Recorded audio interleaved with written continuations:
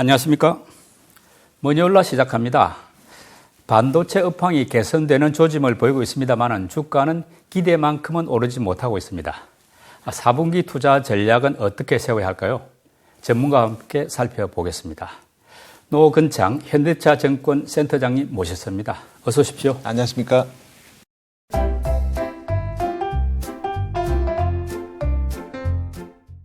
요즘 외부 출연이 좀 뜸하시던데 일이 많이 바쁘십니까? 저는 최근에 이제 해외 출장 좀 많이 다녀와서 예. 글로벌 서프라이 체인이랑 이제 반도체 업종의 주요 이슈들 좀 점검하다 보니까 좀 기관 투자가들 세미나를 좀 많이 다니다 보니까 요즘은 좀 방송 활동을 조금 좀 예전보다 많이 줄였습니다. 예. 뭐 귀한 시간 내셨으니까 오늘 토론에 기대가 큽니다. 열심히 하여튼 답변 드리겠습니다. 네. 우선 업황부터 한번 점검해 봤으면 하는데 올해 하반기가 되면은 메모리 업황이 좀 반등이 올 것이다, 호전이 될 것이다 이렇게 기대들 하지 않았습니까? 뭐 이제 10월 중순이 됐는데 현재 상황에서 볼 때 반도체 메모리 업계 전체적인 상황 어떻습니까? 일단 재고는 많이 줄었고요. 가장 큰 게 이제 공급자 쪽, 즉 뭐 우리 기업들의 재고도 많았지만 수요자들 재고도 또 생각보다 많았거든요. 특히 DDR4 재고가 많았는데 어쨌든 계속해서 많이 줄고 있고요. 그래서 뭐 그 줄고 있는 재고에 대한 가장 이제 증거로서 우리가 얘기하는 게 현물 가격입니다. 현물 가격이 최근 들어서 이제 PC DRAM도 이제 반등을 시작을 했고, 그리고 뭐 많이 반등한 건 아니지만 어쨌든 한 5% 정도 현물 가격이 상승을 했고요. 그 다음에 이제 뭐 모바일 디램은 이제 주로 고정 가격 계약을 하는데 LPDDR 현물이 올라야 고정 가격도 오르겠죠. 모바일 디램 같은 경우에도 보면 한 5% 정도 고정 가격이 올랐고 DDR5만 그렇고요. PC 같은 경우에도 이제 DDR5 고정 가격은 이제 7월부터 상승을 했거든요. 그래서 PC하고 모바일은 이제 DDR5 제품 가격이 이제 7월부터 상승을 했고 PC 이제 DDR4의 현물 가격도 또 최근에 또 반등을 하고 있기 때문에 전체적으로 이제 수요가 나쁨에도 불구하고 가격이 반등한다는 거는 고객사들의 재고가 상당히 건전한 수준까지 이제 하락했다 이렇게 볼 수 있고요. 이제 물론 이제 서버가 제일 중요하긴 한데 서버 같은 경우에도 이제 DDR4가 이제 9월부터 가격 하락을 멈추었습니다. 그리고 DDR5 같은 경우에는 서버 같은 경우에도 8월부터 가격 하락을 멈췄거든요. 그래서 서버 쪽 재고 소진도 상당 부분 진행이 되고 있기 때문에 업황은 조금씩 좋아지고 있다. 그래서 바닥은 찍었고 DDR5를 중심으로 해서 가격 반등이 이루어졌고 9월 말부터는 DDR4의 가격 하락도 멈추었다. 그렇게 좀 정리할 수 있을 것 같습니다. 뭐 각 분야별로 다 정리를 한 셈인데 우리 나눠보면 이제 모바일이 있고 PC가 있고 서버가 있고 요즘은 또 차량용 메모리까지 이렇게 한 4개를 본다면 어디가 제일 낮고 어디가 아직 좀 천천히 가고 있는지 그렇게 구분이 할 수 있겠습니까? 사실은 제일 좋은 거는 전장하고 AI 서버고요. 이쪽은 뭐 AI 서버는 HBM 같은 경우에는 우리 기업들이 주도하고 있고 그래서 이 부분은 이제 실적 개선에 가장 크게 기여를 하고 있고 전장 같은 경우에는 전체 업황은 좋지만 메모리 반도체를 아직은 많이 쓰지는 않습니다. 자동차가 뭐 디램을 상당히 높은 용량을 쓰지는 않다 보니까 그쪽 수요는 좋지만 수요에 기여하는 거는 아직까지는 좀 제한적이고요. 낮으니까요. 제일 나쁜 거는 역시 뭐 사실 PC하고 스마트폰 우위를 따지기 힘들 정도로 둘 다 나쁩니다. 그렇지만 더 나쁜 거를 찾는다면 PC가 좀 더 나쁜 것 같고요. 스마트폰 같은 경우에는 업황은 좋지는 않지만 신제품들이 좀 나왔고요. 대표적으로 아이폰 15이 또 출시가 되었고 그렇기 때문에 전반적으로 스마트폰 PC는 뭐 올해만 나쁘지는 않을 것 같고 좀 구조적으로 계속해서 저성장 아니면 마이너스 성장하는 국면이 뭐 향후에도 반복되지 않을까 그렇게 예상하고 있습니다. 최근 이제 관심은 AI용 HBM3 이 부분인데 SK 하이닉스는 뭐 잘 대체해가지고 가고 있는 반면에 삼성은 좀 소식이 별로 잘 안 들리는 것 같더라고요. 어떻습니까? 지금 삼성도 엔비디아, 뭐 AMD 이런 데 좀 공급을 잘 할 수 있을 것 같습니까? 사실은 약간 하이닉스가 많이 잘했던 거는 분명한 것 같고요. 특히 HBM3에서 엔비디아에 독점적으로 일단 공급을 하면서 하이닉스가 좋은 성과를 보인 건 분명하지만 삼성도 또 엔비디아의 기존 제품들은 HBM2E 같은 거는 뭐 공급을 하고 있는 것으로 저희가 추측하고 있고요.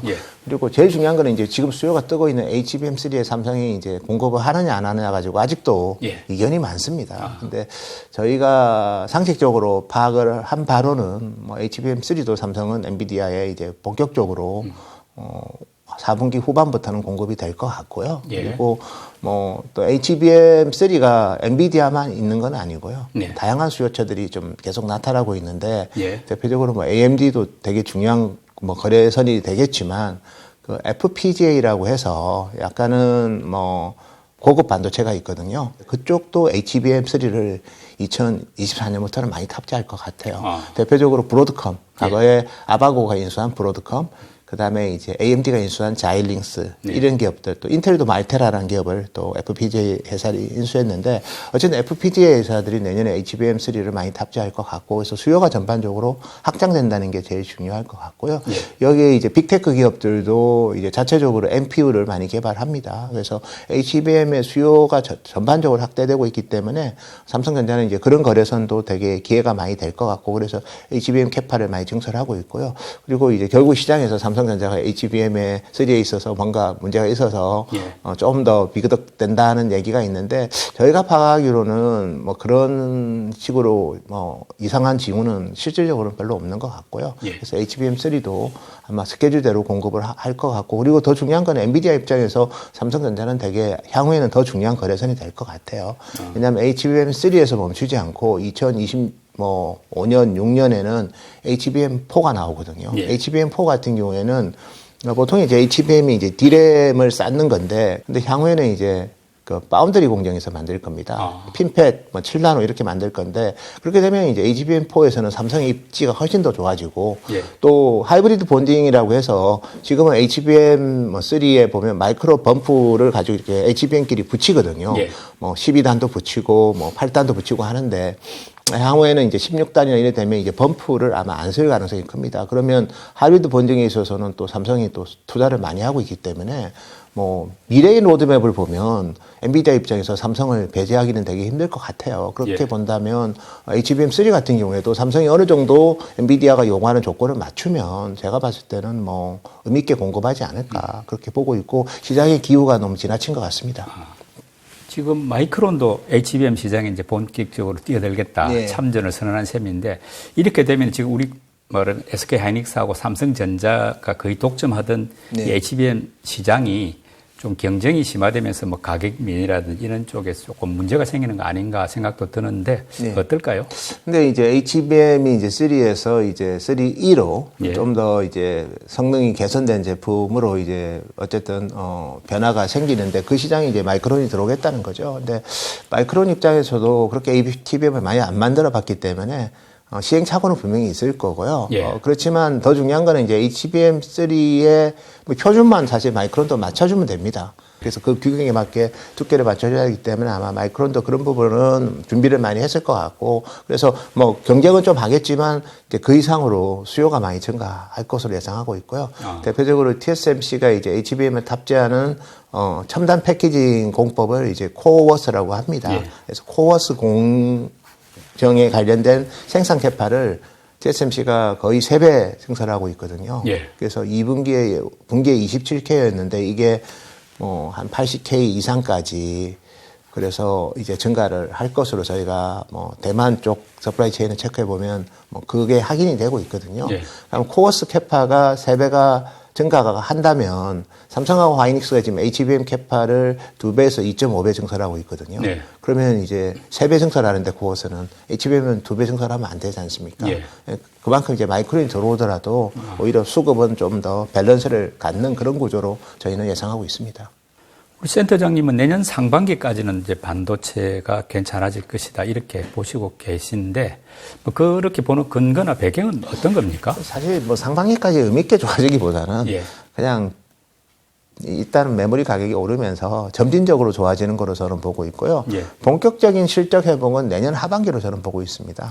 여전히 내년 상반기는 뭐 매크로하게도 좀 여전히 수요의 불확실성이 많고, 여기에 또 계절적 비수기이기 때문에 또 의미 있게 또 기업들이 또 상당히 신제품을 많이 낼 가능성은 적습니다. 그래서 반도체 같은 경우에는 이제 고객사의 재고가 조정이 돼서 더 이상 가격 하락을 멈추고, 더 이상 가격 하락이 안 하고 가격 하락을 멈추면서 DDR4 가격까지도 이제 4분기부터는 반등할 것 같고, 그리고 수요가 있는 DDR5 제품은 바로 3분기부터 가격 상승을 했죠. 다만 이제 값하는 가격 상승은 아니거든요. 예. 그래서 실제로 이제 이 정도 업황이면 가격이 오를 때 한 10%에서 20% 정도는 분기 단위로 올라야 되는데 아직 그런 징후는 없습니다. 예. 그래서 지금 같은 경제 상황에서는 고금리하에서는 신제품에 대한 드라이브도 그 제조업체들도 그렇게 강하지가 않거든요. 그래서 그런 부분들이 어느 정도 매크로랑 좀 연동해서 IT 경기는 좀 보는 게 맞을 것 같고 그렇게 본다면 어쨌든 뭐 내년 하반기부터는 뭐 더 이상 뭐 금리 관련된 이슈는 없을 거고 뭐 그때부터는 또 금리 인하가 또 될 수도 있거든요. 그래서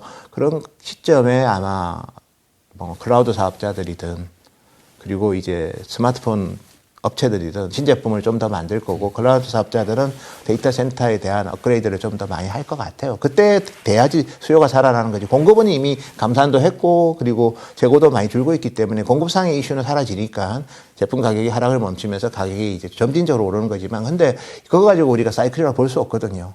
실질적인 사이클은 제품 가격이 한 두 자릿수씩 매 분기 오르면서 예. 정말 거기다가 이제 빅그로스 그래서 출하량까지도 한 20%씩 나오면서 제품 가격이 한 두 자릿수 오르면 그때부터 이제 회복이지 예. 내년 상반기까지 그런 일이 저는 펼쳐질 거라고 보고 있지는 않습니다. 그래서 그러면 지금부터는 이제 바닥 치고 서서히 올라가다가 그렇죠. 내년 하반기 정도 돼야 이제 말씀대로 분기당 한 두 자릿수 성장이 되는 예. 사이클이 올 수 있다. 네, 이렇게 그렇게 보신다. 보고 있고요. 그리고 예. 이번 사이클은 그렇게 가고 나서 이제 뭐 바로 꺾이는 것보다는 예.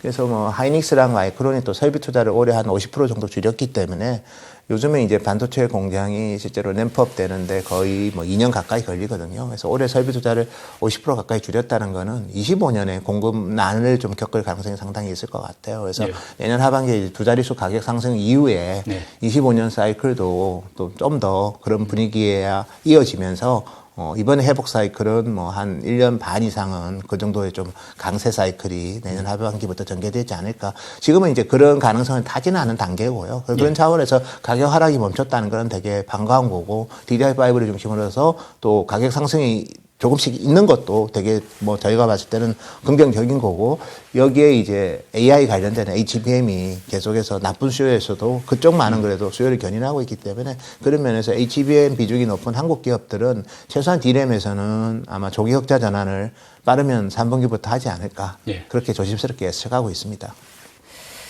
근데 보면은 삼성전자 주가는 뭐 7만 원 조금 초반에 갔다가 이제 다시 6만 원대로 빠지고 뭐 7만 원 안팎으로 움직이는 상황이고 SK 하이닉스는 뭐 12만 원까지 올라갔습니다만은 우리 마음 같아서는 뭐 3만 원, 4만 원, 15만 원까지 갔으면 좋은데 이게 속도가 좀 빠르지가 않고 말하자면 약간 상방이 막혀 있는 느낌이 드는데 추가적으로 좀 본격 상승이 가능하려면은 어떤 조건이 좀 만족이 돼야 되겠습니까? 일단 뭐 지금은 실적 대비 사실 HBM 때문에 좀 주가가 빨리 오르는 측면이 있습니다. 특히 하이닉스도 그렇고 삼성전자도 주가 바닥 탈출에는 그런 HBM에 대한 기대감이 아예 없지는 않았고요. 다만 이제 지금은 사실 HBM 좋은 거는 이제 주가가 어느 정도는 반영을 하고 있는 거고 더 좋을 건가는 이제 내년 가봐야 될 것 같고 여기서는 이제 어느 정도는 이제 실적이 좋아져야죠. 그래서 흑자 전환을 일단 반도체 사업부가 좀 하는 게 필요할 것 같아요. 그래서 저희가 봤을 때는 낸드 업황이 빨리 좀 더 이상 나빠지지 않고 낸드 가격이 오르는 정도에서 끝나는 게 아니라 전체적으로 하여튼 적자폭이 대거 줄면서 예. 반도체 사업부가 좀 의미 있게 흑자 전환하는 게 1차적일 것 같고요. 그렇지만 뭐 전체적인 산업의 현재 상황을 보면 낸드가 뭐 엄청난 턴어라운드가 나올 것 같지는 않아요. 그래서 오히려 두 번째는 이제 D램 가격이 D램 쪽에서 수요가 좀 좋아져서 예. 일반적인 그런 컴퓨팅 서버 이런 쪽이 수요가 좋아져서 빅테크들이 이제 다시 이제 데이터 센터 투자를 재개하면서 컴퓨팅 서버 수요가 좋아지면서 D램 가격이 아까 제가 언급한 것처럼 두 자릿수 상승하는 가치성이 보이면 주가는 좀 더 레벨업 될 것 같아요. 예. 그래서 D램 가격이 일단 좋아지고 낸드는 이제 더 이상 나빠지는 거에서 조금 벗어나는 그런 게 저는 확인된다면 주가는 오를 건데 다만 HBM으로 어느 정도 오른 측면이 있기 때문에 그 정도 가지고도 주가가 탄력적으로 오를 것 같지는 않고요. 그냥 우상향하는 거를 조금 더 지탱해 주는 정도라고 저는 예상하고 있습니다. 10만 전자 기대가 이제 채워지려면은 삼성 같은 경우는 이제 파운드리가 좀 네. 성과를 내야 된다고 하는데 지금 삼성전자 파운드리 상황 어떻습니까? 최근에 뭐 엑시노스 2400도 뭐 탑재한다 이렇게 예. 해가지고 관심을 끌었는데요. 예. 그래서 사실 엑시노스는 이제 LSI라고 좀 봐야 되고요. 그래서 예. 설계 비즈니스인 거고, 파운드리는 이제 그 제품을 생산도 하겠지만, 꼭 엑시노스 말고, 예. 오히려 더 다른 고객이 더 중요합니다. 삼성 파운드리는 뭐 내부 고객보다도 오히려 예. 콜컴이랑 엔비디아 같은 그런 내부 고객이 과거처럼 의미있게 컴백하는 게 저는 더 중요할 것 같고요. 다만 이제 파운드리 업황은 TSMC마저도 예. 올해 매출액이 10% 정도 감소할 것 같아요. 그래서 글로벌하게 디램하고 낸드보다는 상대적으로 좋긴 합니다. 왜냐하면 디램 낸드는 올해 진짜 시장 규모가 한 40% 줄거든요. 예. 근데 파운드리는 한 14% 정도 줄 것 같아요. 그래서 시장 수요가 15% 가까이 주는데 삼성 파운드리가 좋을 수는 없겠죠. 예. 그래서 삼성 파운드리도 올해는 좀 되게 인고의 시간이지 않을까 예. 그렇게 보고 있습니다. 그러면 뭐 내년이라도 이제 미래 전망은 어떻습니까? 삼성 파운드리. 저는 삼성이 이제 다른 회사하고 달리, 물론 TSMC는 설비 투자를 많이 하긴 합니다. 그렇지만 올해 설비 투자는 줄이거든요. 예. 근데 삼성은 올해도 설비 투자를 좀 유지하면서 내년에도 또 뭐 계속해서 투자를 확대할 거기 때문에, 삼성 파운드리는 사실 지금 실적을 논하기에는 회사가 가는 방향이 다른 것 같아요. 그냥 올해는 그렇고 내년도 그렇고 좀 아주 의미있게 설비 투자를 해서 좀 미래를 준비하는 과정이기 때문에 예. 아마 실적상으로는 이익단에서는 개선 효과는 별로 없을 것 같아요. 예. 그냥 올해보다 살짝 좋아지는 정도로 내년을 봐야 될 것 같고, 다만 이제 매출액의 새로운 거래선들을 계속 수주를 한다면 예. 아마 그런 것들이 저는 더 중요할 것 같아요. 그래서 삼성전자가 짓고 있는 팹에 예. 거래선을 채우는 게 더 중요한 거거든요. 지금 당장 실적보다도. 그래서 어차피 우리 삼성 파운드리는 중기적으로 저는 접근해야 될 것 같고, 그래서 뭐 실적으로서 우리가 좀 확인이 되는 시점은 2025년이지 않을까 야. 그렇게 봅니다. 그 사이에 이제 뭐 무어의 법칙을 계속해서 강조하면서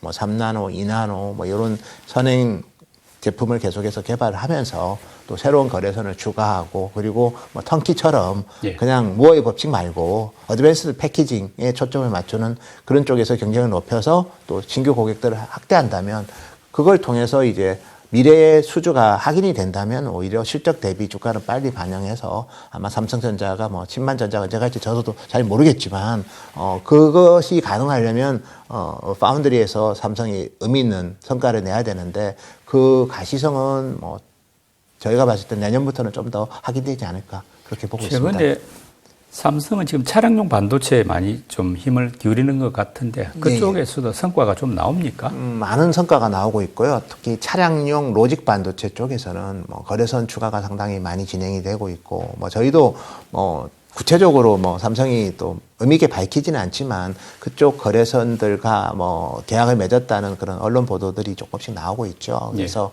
모비라이랑 뭐 이런 기업들, 그리고 원래 엔비디아랑은 삼성이 차량용에 들어가는 제품은 지금도 많이 하고 있습니다. 여기에 테슬라 같은 경우에도 계속 삼성이랑 파운드리를 하고 있고, 그래서 뭐 차량 쪽으로는 뭐 기존의 테슬라, 엔비디아 이외에 신규 거래선들이 계속 추가되고 있다는 거는 보도 자료가 계속 나오고 있죠. 그래서 그 부분은 이제 중요한데, 이제 결국은 이제 삼성의 이제 어떻게 보면 전장용 반도체는 현재는 너무 로직 반도체 위주로만, 컴퓨팅 반도체 위주로만 거래선이 확대가 되는데, 제가 봤을 때는 뭐 센싱 쪽으로도 좀 거래선 확대가 많이 필요할 것 같아요. 그래서 삼성 내부적으로도 이제 차량용 이미지 센서를 하고는 있지만 기타 거래선들을, 외부 거래선들을 센싱 쪽에서 많이 확대한다면 의미 있게 삼성의 전장용 파운드리는 레벨업 되지 않을까 그렇게 예상하고 있습니다.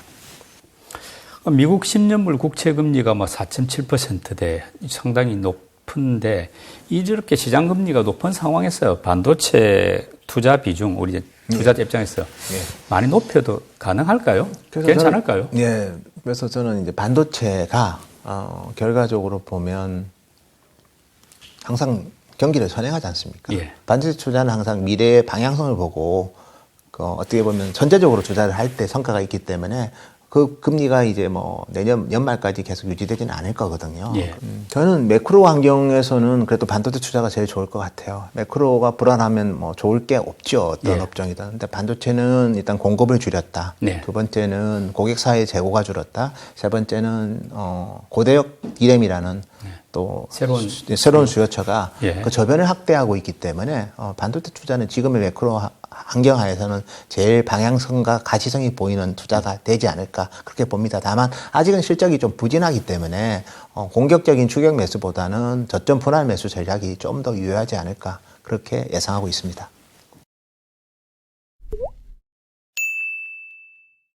예, 지금부터는 소부장주 투자 전략 살펴보겠습니다. 8월까지는 HFM 관련주하고 또 후공정주가 좋았고 그랬는데 지금 9월 이후에는 좀 주춤거리지 않습니까? 예.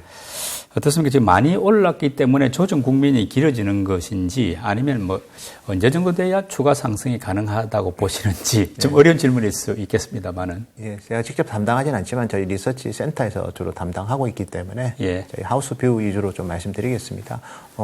기본적으로 이제 특히 엔비디아 관련된 SK 하이닉스에 또 납품하는 회사들 같은 경우에는 성과가 되게 좋았죠. 예. 그리고 실제로 실적도 다른 반도체 소부장보다는 특히 장비 업종보다는 좋았던 건 분명하고요. 그래서 엔비디아 주가가 좀 요즘 들어서 조금 횡보하고 있지 않습니까? 예, 조정도 좀 받고 그래서 워낙 가파르게 올랐기 때문에 그에 따른 기간 조정으로 좀 보셔야 될 것 같고 엔비디아의 이 데이터 센터 관련된 이 GPU 수요 증가가 계속해서 지속 가능할 건가에 대한 좀 의심도 좀 있거든요. 그래서 항상 이제 이렇게 어떤 갑작스러운 특별 수요 때문에 실적이 좋아지면 그 이후에 또 경계감이 좀 올라가기 때문에 최근에 이제 주가가 또 너무 가파르게 올랐기 때문에 그 이유에 대한 우려가 같이 있으면서 최근에 좀 조정을 보이는데 근데 결국 그러면 이제 엔비디아가 내년에도 좋을 거냐 이렇게 물어보는 게 오히려 지금 우리 소부장한테는 제일 중요할 것 같아요. 근데 저희가 파악하기로는 여전히 많은 거래선들이 엔비디아의 신규 최근에 특히 많이 팔리고 있는 하퍼 아키텍처 기반의 HBX 수요가 여전히 양호하고요. 특히 내년 2분기 후반부터는 새로운 또 아키텍처가 엔비디아가 나옵니다. 그때는 또 HBM이 또 성능 자체가 지금의 HBM3가 아니라 HBM3E로 또 갈 때 우리 아마 장비 회사들도 장비 신규 수요가 좀 나올 수도 있을 것 같아요. 그래서 그런 관점에서 본다면 여전히 엔비디아가 주도하는 생성 AI 또 그 관련된 GPU 수주 모멘텀은 여전히 내년 이후에도 좀 이어지지 않을까. 그런 관점에서 본다면 지금의 조정은 오히려 제가 봤을 때는 좀 더 좋은 가격에 살 수 있는 기회로 활용하는 전략이 좀 더 유효하지 않을까 그렇게 보고 있습니다. HBM 관련주 같은 경우는 이제 SK 하이닉스 향 업체들이 많이 올랐지 않습니까? 네. 그리고 상대적으로 삼성전자에 납품하는 업체들은 뭐 좀 덜 오른 편인데 삼성전자향 이런 소부장들도 기회가 좀 있겠습니까? 제가 봤을 때는 이제 삼성전자가 이제 HBM의 월 캐파가 지금 한 4만 장 정도 되거든요. 네. 그래서 내년에는 아마 조심스럽게 예상하지만 10만 장까지 올라갈 것 같아요. 그러면 삼성전자의 HBM 캐파가 2배 이상 증가가 하면 그 관련된 장비 회사들도 장비 수주 모멘텀이 상당히 강화가 되겠죠. 그리고 또 그런 기업들이 또 삼성전자에만 공급하는지 아니면 또 다른 거래선도 또 그런 또 수요가 나올 수 있기 때문에 전반적인 저변은 올해보다는 많이 좋아지지 않을까 그렇게 보고 있고 또 삼성도 되게 많은 질문을 저도 받지만 왜 삼성전자가 하이닉스보다 HBM을 이렇게 좀 슬로우하게 했냐 이런 질문을 많이 받습니다. 하이닉스가 상당히 좀 미리 잘한 측면이 있고요. 수요보다 미리 좀 준비를 했기 때문에 결과물이 나오는 거고 근데 삼성도 최소한 뒤처져 있지는 않을 거고 그리고 최근 들어서 또 설비 투자와 함께 또 계속해서 성능을 개선시키기 위한 넥스트 그런 후속 투자들을 많이 하고 있거든요. 그래서 하이브리드 본딩 관련된 투자도 좀 많이 하고 있고 또 2025년 이후에 아마 나올 HBM4에 대한 또 기술 리더십 확보를 위해서 많이 하기 때문에 삼성전자 관련된 우리 장비 회사들은 내년에는 그냥 HBM3 수주 모멘텀을 좀 많이 받을 것 같고 그리고 그게 수주 모멘텀으로 끝나는 게 아니라 삼성전자가 HBM4부터는 상당히 좀 기회 요인들이 많거든요. 여기에 이제 턴키 비즈니스, 패키지 턴키 비즈니스도 그런 면에서 또 그와 함께 또 되게 경쟁력이 보강되고 있기 때문에 그래서 삼성전자의 HBM 장비 회사들은 조금 중기적으로 본다면 더 기회가 많지 않을까 그렇게 예상하고 있습니다. 예. 그리고 범용 메모리하고 또 전공정 관련주가 상대적으로 좀 부진했던 셈인데 지금부터 앞으로 조금 달라질 수 있겠습니까?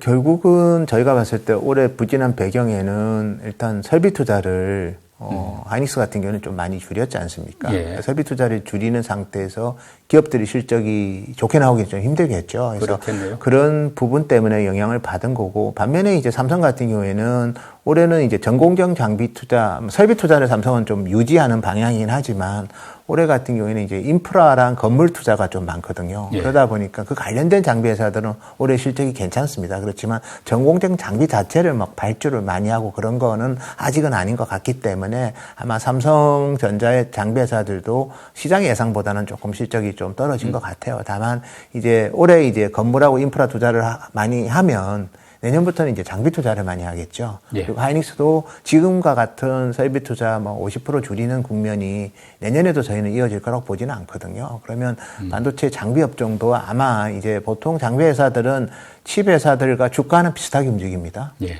근데 실적은 오히려 반대가 되죠. 칩 회사들 이제 본격적으로 설비 투자를 하면 실적이 좋아지는데 그때는 또 주가가 잘 안 되거든요. 그런 관점을 보면 아마 이제 지금 내년 상반기까지는 그 가독이겠죠. 예. 이제 본격적으로 칩 회사들이 장비 투자를 할 때 그 전에 주가가 오르거든요. 그래서 지금부터는 너무 불안하게 볼 필요는 없을 것 같고 전공정 장비 회사들도 제가 봤을 때는 내년 하반기 이후에 실적 개선을 겨냥한 그런 역발상 접근은 유효하지 않을까 그렇게 보고 있습니다.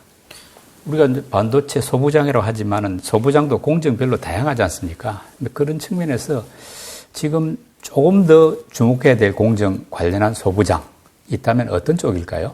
그래서 지금 어차피 지금은 이제 무어의 법칙, 예. 무어의 법칙이 이제 미세공정 전환인데 이제 그게 지금도 유효하긴 합니다.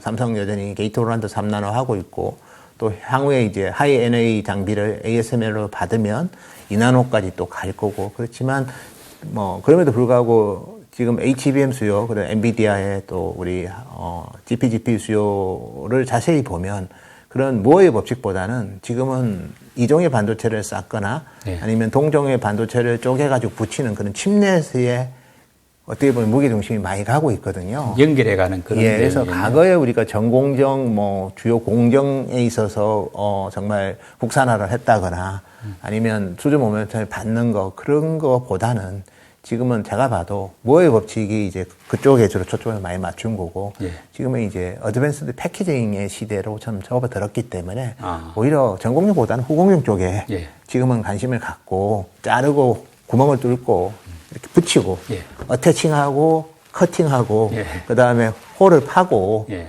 그루빙하고 이런 쪽이 저는 훨씬 더 당분간은 아니면 앞으로도 예. 계속 그런 쪽이 더 많은 무게중심을 가져갈 것 같고 제가 그 얘기를 드리는 이유가 무어의 법칙을 제일 숭상했던 회사는 TSMC하고 인텔입니다. 네. 그 두 회사가 올해 설비 투자를 TSMC 같은 경우는 10% 이상 줄입니다. 한 예. 330억 불 내로 투자할 것 같고 인텔 같은 경우에는 작년보다 14% 줄입니다. 예. 한 200억 불 정도 투자하는데 근데 그 두 회사가 어드밴스드 패키징 투자는 올해 의미 있게 하거든요. TSMC는 이미 새로운 신규 라인을 하나 가동을 시작했고 예. 또 새로운 공장을 하나 또 6번째 공장을 짓고 있고요.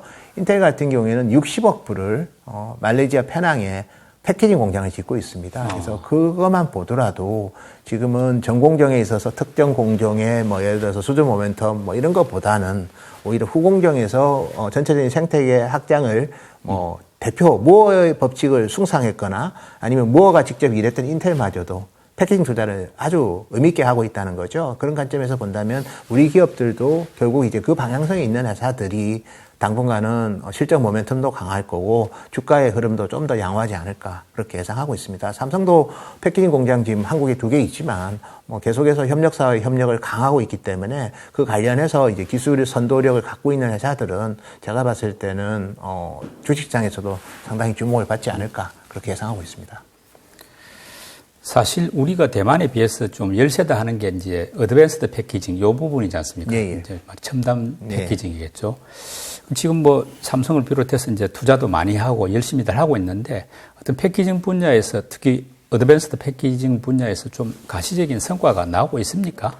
결국 이제 준비는 잘 되고 있고요. 예. 다만 이제 거래선을 추가하는 거는 시간이 필요하겠죠. 아까 언급했던 턴키 같은 경우에도 결국 어드밴스 패키징이 동반되지 않으면 구현될 수 없는 계약이라고 봐야 되고요. 그래서 예. 결국 이제 계약을 맺는 거래선이 추가되는 거를 원하는 분들도 있을 거고, 아니야, 그 기반 준비를 해서 계약이 타진되는 것만으로도 충분하다고 보시는 아마 투자자도 있을 건데, 후자 면에서, 계약을 타진하는 후자 면에서는 가시성이 좀 보이고 있습니다. 그리고 삼성도 이쪽의 중요성을 많이 느끼고 있고, 그래서 그런 관점에서 지금은 전공정보다, 그래서 제가 장비회사들, 소재사는 좀 다르죠. 소재는 뭐 어느 공정이든 상관이 없지만, 장비회사들은 지금 시장에 관심이 계속 이제 전공정 쪽에서 뭔가 수주 모멘텀 얘기를 하는데, 그거는 업황 따라가는 거고요. 정말 이제 설비 수타를 늘려야 되겠다 했을 때 그쪽은 아마 수주 모멘텀이 나올 거고, 근데 초과 성장이 항상 중요합니다. 예. 시장보다 더 좋은 기업을 우리가 관심을 가질 때 성과가 훨씬 좋고, 또 그런 기업들이 나쁜 다운턴에서도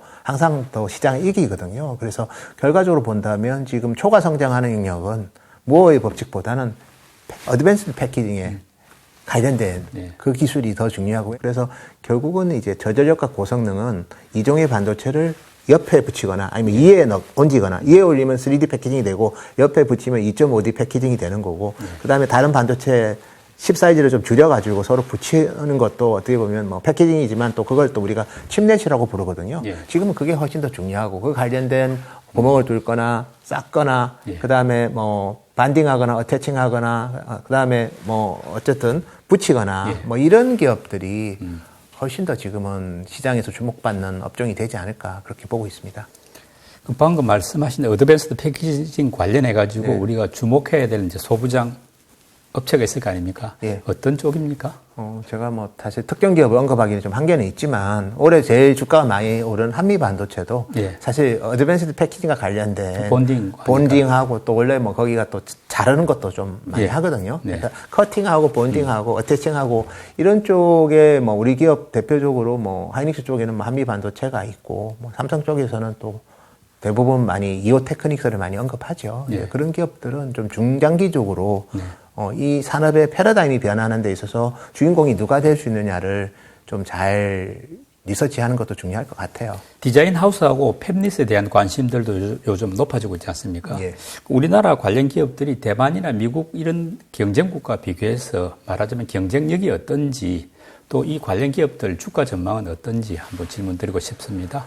그래서 뭐 사실 파운드리가 종합 예술인데, 그 중에서 특히 뭐 더 중요한 코디네이터 역할이 사실은 디자인 하우스라고 보셔야 되고요. 예. 일반적으로 우리 메모리 반도체는 수요처가 있고 공급처만 있으면 서로 그냥 협의해서, 또 메모리 반도체에서는 그냥 수요 보고 많이 만들거나 아니면 줄이거나 해서 기성품이죠, 말하자면. 예, 매칭됐을 때 그냥 실적이 나오는 건데, 우리 파운드리 비즈니스는 맞춤 서비스 비즈니스이기 때문에 결국은 이제 파운드리 회사가 이제 모든 고객을 다 맞출 수는 없지 않습니까? 예. 그거를 이제 매개체 역할을 하는 디자인 하우스가 되게 중요하고요. 그리고 TSMC 같은 경우에도 보시면 아주 큰 고객, 애플하고 뭐 이런 엔비디아는 본인들이 직접 마케팅을 많이 해서 뭐 하지만, 약간은 좀 사이즈가 적은 고객은 디자인 하우스가 거의 분신처럼 움직입니다. 예. 그런 면에서는 세계 1위, 그리고 시장 점유율이 60%가 넘는 TSMC 대비해서 우리나라는 아직은 조금은 좀 개선시켜야 될 부분들이 많이 있습니다. 그렇지만 삼성이 또 벤치마킹하는 그 생태계도 TSMC의 생태계이기 때문에 똑같이 디자인 하우스에 대해서 삼성도 최근 들어서 되게 육성을 많이 하고 있고요. 그래서 예. 우리나라도 지금 보시면 뭐 상장되어 있는 디자인 하우스 회사들이 좀 3개나 있죠, 사실은. 그래서 그런 기업들 같은 경우에도 저희가 봤을 때는 뭐 되게 앞으로는 기회가 많을 것 같고, 특히 최근 들어서는 전장 쪽으로는 또 삼성도 그렇게 예. 많은 풍부하지는 않기 때문에 이제 그런 디자인 하우스를 활용해서 거래선 추가를 많이 하고 있고, 또 일부 삼성의 디자인 하우스는 TSMC의 팹리스 고객들을 또 삼성으로 유치하는 그런 역할도 하고 있습니다. 예. 그래서 한국의 디자인 하우스의 저는 전망은 아주 밝다, 네. 이렇게 말씀드리고, 왜냐하면 우리나라도 결국 이제 많은 팹리스 회사들이 나올 거거든요. 예. 그거를 이제 삼성에 다 이제 혼자서 다 하기에는 좀 리소스가 좀 제한이 됩니다. 그래서 디자인 하우스가 TSMC 디자인 하우스처럼 그런 역량을 많이 발휘할 것 같고, 그러면 같이 성장하는 거거든요. 예. 삼성 파운드리와 삼성 디자인 하우스와 그리고 다양한 팹리스 생태계가 같이 성장할 수 있기 때문에, 디자인 하우스는 뭐 당장 올해는 파운드리 업황이 시장 수요가 10% 중반 주는데 예. 디자인 하우스 기업들이 실적이 엄청 좋아할 거라고 예상할 수는 없지만, 향후 몇 년간은 삼성이 이제 기본적으로 디자인 하우스의 중요성을 너무나 이제 느끼고 있기 때문에 우리 디자인 하우스들의 그 장기 전망은 저는 되게 밝지 않나 이렇게 말씀드릴 수 있을 것 같습니다. 뭐 요즘에는 뭐 소부장이나 대표주 구분할 것 없이 이제 해외 반도체 기업에 투자하거나 뭐 또 해외 ETF 투자하는 경우도 예. 꽤 많이 늘었는데 국내 기업이나 이쪽 투자하는 거하고 해외 투자하고 반도체 부문에서 뭐 장단점을 비교하면 어떻습니까? 뭐 제가 봤을 때는 해외 ETF 뭐 상장되는 ETF도 많이 있고 국내 같은 경우에는 대표적으로 뭐 코덱스, 타이거 네. 반도체 ETF가 있지만 국내 ETF의 좀 단점은 한국 기업만 주로 투자를 하다 보니까 사실은 메모리 반도체 너무 좀 업황에 좀 흔들리는 그런 사이클을 측면이 탄단 말씀이죠. 예. 반면에 해외 이제 반도체 ETF는 뭐 다양한 기업에 투자합니다. 대표적으로 뭐 엔비디아 비중이 높은 그런 경우도 많고 한 20% 이상 높은 그런 ETF도 있거든요. 그리고 나머지 또 보시면 우리 오사트 기업들 비중이 높은 뭐 대표적으로 뭐 암코든 예. AS이든 뭐 이런 비중이 높은 ETF도 있고 그다음에 이제 최근에 보시면 또 자동차 반도체가 요즘 또 아날로그 반도체가 되게 핫하거든요. 예. 전력 반도체도 핫하고 예, 그런 쪽 비중이 높은 또 ETF도 있습니다. 한마디로 메뉴가 다양하죠. 그리고 메뉴가 다양하다는 거는 변동성이 좀 적을 수 있고요. 그래서 해외 ETF가 어떻게 보면 해외 반도체 ETF가 변동성이 훨씬 더 적다는 거. 그리고 방향성은 또 풍부하다 보니까 조금 천천히 움직일 수는 있습니다. 예. 물론 엔비디아 비중이 높으면 좀 변동성은 좀 있긴 하지만 그래서 전반적으로 해외 ETF가 좀 풍성하다. 네. 메뉴가 풍성하고 우리나라 ETF, 반도체 ETF는 좀 메모리에 너무 편중되고 또 최근 들어서는 엔비디아 주가에 많이 요동치거든요. 예. 그래서 그런 면에서 좀 변동성이 크다는 단점은 있지만 또 그거 변동성을 또 좋아하시고 또 ETF를 뭐 장기 투자하시는 분도 많지만 단기 트레이딩 하는 분도 의외로 많거든요. 예. 그런 분들은 아마 한국 반도체 ETF를 조금 더 선호하는 것 같고, ETF를 그냥 중장기적으로 그냥 특정 종목을 사는 거 복잡하고 또 어떤 이슈가 발생할 수도 있으니 그 스트레스를 받기 싫은 분들은 그냥 보따리에 그냥 좋은 반도체 기업들 다 묶어놓은 ETF를 사는 경우도 많거든요. 그래서 해외 ETF를 사는 분들은 절대 뭐 수익률도 중요하지만 좀 안정적인 수익률을 추구하는 분들이 좀 해외 반도체 ETF를 많이 사는 것 같고 예. 국내 반도체 ETF를 사는 분들은 이제 뭐 기본적인 수익률도 추구하지만 또 변동성까지도 좀 즐기시는 분들이 예. 좀 많이 하시는 것 같습니다. 국내 증시에 지금 해외 반도체 ETF가 몇 개나 상장이 되어 있습니까? 뭐 좀 많이 돼 있고요. 예. 예. 그래서 제가 개수까지는 뭐 정확하게 세지는 못하겠는데 어쨌든 의미 있는 두 자릿수 정도 그 됩니까? 이상 됩니다. 예. 그다음에 사실은 뭐 반도체는 아니지만 예. 그 인공지능 ETF를 자세히 보면 주로 들어가 있는 게 반도체 회사들이에요. 아.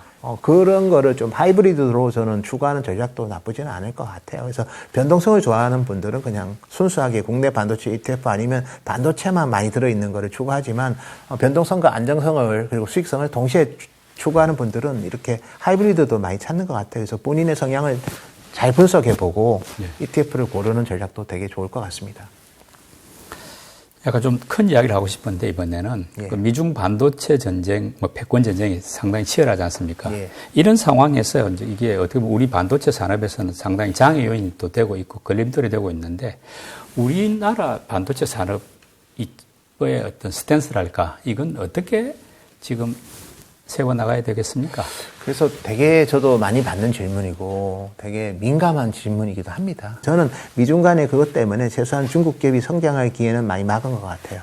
결국은 뭐 무역 분쟁 때문에 단기적으로는 중국 수요 이축에 영향을 줬고 그렇지만 중기적으로 봤을 때는 중국 기업들의 공급 능력을 좀 제어한 측면이 많기 때문에 저는 개인적으로는 부정적인 것보다는 좀 더 긍정적인 측면이 좀 더 많다고 예. 저는 해석하고 있습니다. 저는 이제 중립적인 스탠스를 취하되 예. 그래도 어쨌든 말을 아끼는 게 중요할 것 같아요. 중립적인데 나 중립적이야 얘기하기보다는 예. 둘 다 최선을 다했다. 네. 항상 그런 신용도 보여주는 게 중요할 것 같고 그다음에 이제 미국도 미국 기업을 배려를 해야 됩니다. 중국이 전 세계 반도체 수요의 한 30% 가까이 최대 시장이죠. 예, 거기를 너무 차단하면 미국 기업들도 나빠지거든요. 예. 인텔이든 AMD든 뭐 엔비디아도 GPU 수출의 25%가 중국이라고 하지 않습니까? 계속 차단하면 미국 기업들도 불이익을 받는데 근데 결국은 이제 미국 기업들을 배려 안 하는 거는 저 패권 경쟁과 관련된 네. 컴퓨팅 반도체, 즉 로직 반도체 중에서도 제일 첨단인 제품에 대해서는 양보를 안 할 거예요, 미국 정부도. 왜냐하면 이게 군사 무기에 재활용이 될 수 있기 때문에 그게 아니라 소비자 제품 같은 경우에는 예. 사실은 또 적당하게 풀어주거든요. 근데 우리나라 기업들이 중국에서 만드는 제품은 다 소비자 제품. 컨슈머용이죠. 제가 봤을 때는 우리나라 기업들의 스탠스는 중립적으로 가도 크게 나쁘지 않은 게 결과적으로는 미국 기업들도 미국 정부가 완전히 무시할 수는 없다는 거죠. 예. 그래서 인텔, AMD의 PC용 CPU 그거 뭐 제재 안 하거든요. 네. 제가 봤을 때는 충분히 중립적인 스탠스만 취해도 실익은 가져갈 것 같아요. 다만 이제 미국의 블랙리스트 제재 때문에 단기적으로 중국 IT 수요가 준 거는 그거는 우리가 감내해야 될 리스크인 것 같고, 다만 이게 계속해서 중국 수요가 뭐 앞으로도 향후 한 10년간 계속 위축될 거라 저는 그래 보지는 않거든요. 몇 명이 좋았다 나빴다를 어느 시점부터는 반복할 거고, 좋을 때 돈 벌면 됩니다. 저희는 계속해서 중국에 대해서는 커모더티, 컨슈머 위주로만 비즈니스를 하겠다는 스탠스를 가져간다면 충분히 뭐 중국에 대한 비즈니스도 그렇고 중국 공장에 대해서도 실익을 취할 거고, 그리고 미국이 원하는 그런 치포 동맹에도 뭐 전혀 어긋나지 않는 그런 식의 접근도 저희는 충분히 가능하다. 충분히 미국의 그 요구 사항을 지키면서 우리 기업들의 또 실익을 누릴 수 있는 그런 뭐 방법도 저는 많지 않을까, 그렇게 개인적으로 평가하고 있습니다. 국내 반도체 산업 전반의 상황과 관련 기업 주가 전망에 대해서 폭넓게 살펴봤습니다. 반도체는 공부한 만큼 돈 벌 수 있는 분야라는 점 잘 새겨야 할 것 같습니다. 오늘 토론 수고 많이 해주신 노건창 센터장님 감사합니다. 감사합니다.